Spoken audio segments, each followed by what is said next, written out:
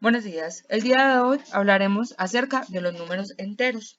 Los números enteros están conformados por el cero, los enteros positivos y los enteros negativos.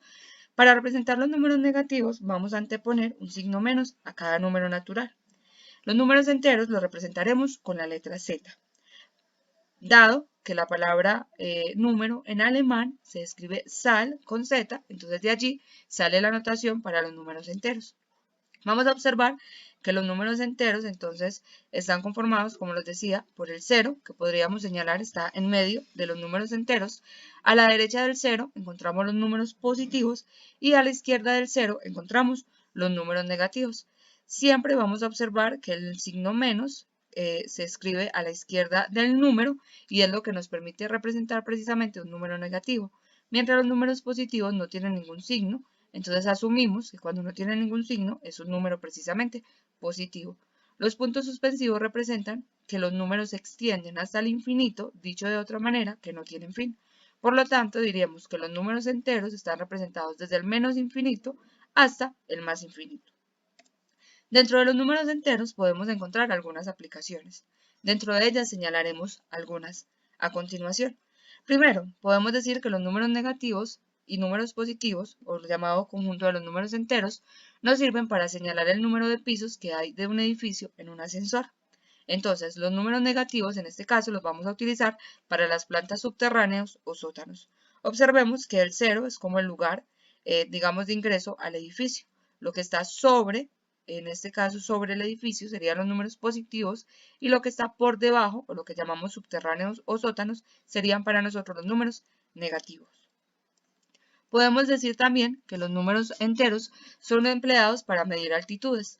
Todo lo que esté sobre el nivel del mar lo vamos a considerar o lo vamos a expresar con números positivos y lo que esté por debajo del nivel del mar lo vamos a expresar con números negativos. Así, en este caso, el helicóptero, el globo son elementos que están sobre el nivel del mar, por lo tanto son números positivos. El barco está sobre el nivel del mar, entonces está ubicado a 0 metros. Y lo que está por debajo, en este caso el submarino, el buzo, el barco, serían entonces números negativos, dado que están precisamente por debajo del mar. Podemos decir también que son empleados para las temperaturas. Cuando hablamos entonces por temperaturas que están por encima de los 0 grados, lo representamos con números positivos, como es el caso de los 30 grados centígrados, y las temperaturas que están por debajo de 0 grados lo representamos con números negativos, como en este caso cuando hablamos de menos 5 grados centígrados. Y por último, podríamos señalar entonces otras dos aplicaciones de los números enteros en este caso, cuando nos referimos a los años. Si hablamos de la época antes de Cristo, entonces vamos a hablar de números negativos, y si hablamos de la época después de Cristo, vamos a referirnos a números positivos. Aquí hacemos alusión a elementos históricos. Entonces, aquellos acontecimientos que ocurrieron antes de Cristo se representan con números negativos y los acontecimientos que ocurrieron después de Cristo se representan con números positivos. Y podemos señalar entonces también las deudas y las ganancias. Cuando hablamos de lo que debo, de lo que pago, estoy hablando de un número negativo. Cuando hablo de una ganancia o de aquello que ahorro, que recibo, estoy hablando de un número positivo. Entonces podemos observar acá. Si hablamos de la pérdida del señor Mars, entonces ha perdido menos 45.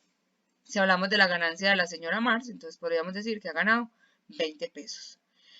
Observemos, como lo decía ahorita, que los números positivos entonces no tienen el signo más, mientras los números negativos siempre deben ir acompañados del signo menos, precisamente para indicar que son negativos. Vamos entonces a observar los siguientes ejemplos, donde debemos hacer uso de los números enteros para representar cada situación. Si hablamos de número entero, entonces lo que nos están diciendo es que debemos hacer uso de un número positivo, de un número negativo o del cero para representar la situación expresada. Entonces nos dicen en Bogotá se registró una temperatura de 8 grados centígrados bajo cero.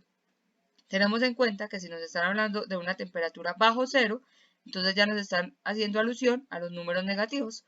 Por lo tanto, la temperatura que debemos representar, en este caso en un número entero, sería el número menos 8, precisamente por encontrarse bajo cero. Por otro lado, nos dicen que Daniela ahorró durante un mes 60.000 pesos. Si Daniela ahorró, entonces diríamos que el ahorro o las ganancias, en este caso, corresponden a números positivos.